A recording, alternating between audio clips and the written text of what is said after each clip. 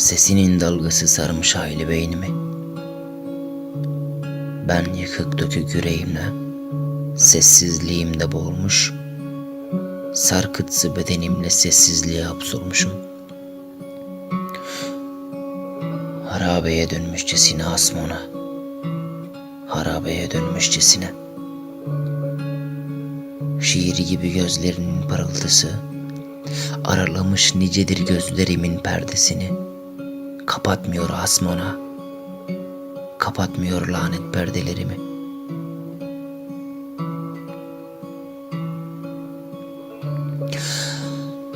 Ben olmayan bedeninle hayali görünüşünle sarmaş dolaş, sarhoş olmuşçasına asmona, sarhoş olmuşçasına. Ve sen gül güzeli anımsıyor musun? Adını severken ki sesimin titreyişini. Geziniyor musun asmona? Başkasının şiirlerinde geziniyor musun? Kıskanıyor mu sözcükler seni? Gölgende silik kalıyorlar mı? Gamzelerinde güller bitiyor mu? Asmona, güzelliğinle şair yapıp da gül açtırıyor musun? Gamzelerinden birisine. Ah asmona, 24 saat geceyi yaşayan kutuplar gibiyim.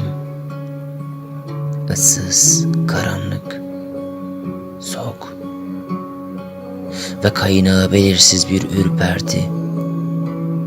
Dağından kopan bir buz kütlesi yapıyor beni asmona. Bıçakla ölen bir insan gibi kayboluyorum karanlığımda eriyerek. Yavaş yavaş.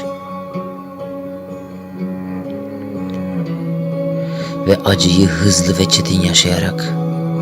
Kulak ver asmona, kulak ver senden yoksun cümlelerime.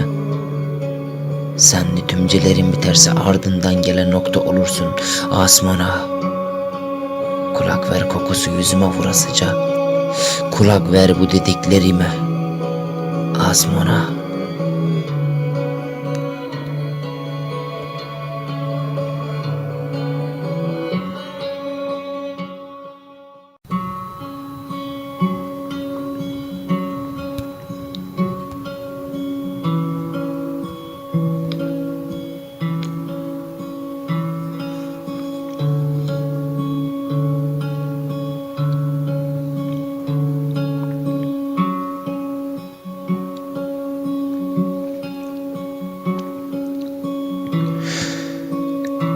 Sesinin dalgası sarmış hayli beynimi.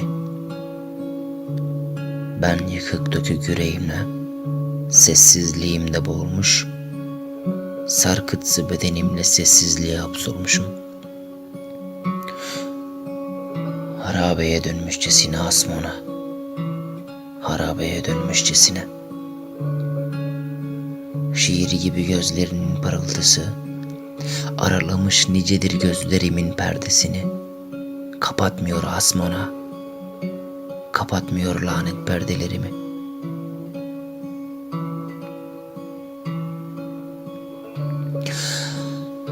Ben olmayan bedeninle hayali görünüşünle sarmaş dolaş, sarhoş olmuşçasına asmona, sarhoş olmuşçasına. Ve sen gül güzeli anımsıyor musun? Adını severken ki sesimin titreyişini. Geziniyor musun asmona? Başkasının şiirlerinde geziniyor musun? Kıskanıyor mu sözcükler seni? Gölgende silik kalıyorlar mı? Gamzelerinde güller bitiyor mu? Asmona, güzelliğinle şair yapıp da gül açtırıyor musun? Gamzelerinden birisine. Ah asmona, 24 saat geceyi yaşayan kutuplar gibiyim. Issız, karanlık, soğuk ve kaynağı belirsiz bir ürperti. Dağından kopan bir buz kütlesi yapıyor beni asmona. Bıçakla ölen bir insan gibi kayboluyorum karanlığımda eriyerek. Yavaş yavaş yavaş. Ve acıyı hızlı ve çetin yaşayarak. Kulak ver Asmon'a, kulak ver senden yoksun cümlelerime. Senli tümcelerin biterse ardından gelen nokta olursun Asmon'a. Kulak ver kokusu yüzüme vurasıca.